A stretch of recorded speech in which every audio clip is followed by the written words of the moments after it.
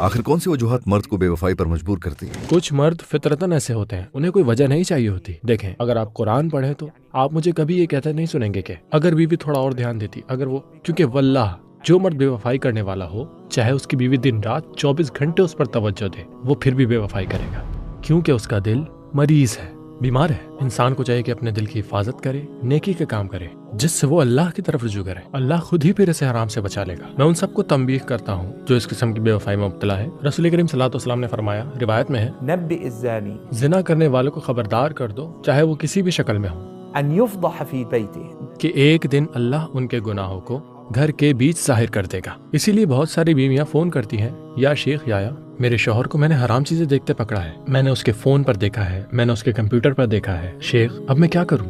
आप कभी बच नहीं पाएंगे। हराम आप कभी छुपा नहीं सकते, हराम कभी नहीं छुपेगा। अल्लाह ने वादा किया है, मैं रुस्वा करूंगा, तुमने जो कुछ किया मैं वो सबके सामने जाहिर कर दूंगा। अल्लाह में हराम से बचाए। तो अपनी हिफाजत करो, अपनी औलाद की हिफाजत करो, अपने घर की हिफाजत करो। अगर तुम अपने घर में खुश रहना चाहते हो तो इन छोटी छोटी हराम बातों को रोकना होगा जो बड़े हराम की तरफ ले जाती है। किसी मर्द या औरत की बेवफाई करने की असल वजह ये होती है कि उनकी जिंदगी में अल्लाह की कोई अहमियत नहीं होती। उन्हें लगता है कि अगर मैं दरवाजा बंद कर लूं, अगर मैसेज डिलीट कर दूं, अगर किसी को खबर ना हो तो उन्हें कोई खौफ नहीं रहता। अगर रिश्ता सिर्फ मैं और मेरी बीवी तक महदूद हो और मैं अल्लाह को भूल जाऊं तो जिंदगी में कैसे बच पाऊंगा? कैसे? कौन मेरे लिए शादी में काफी होगा? कोई नहीं।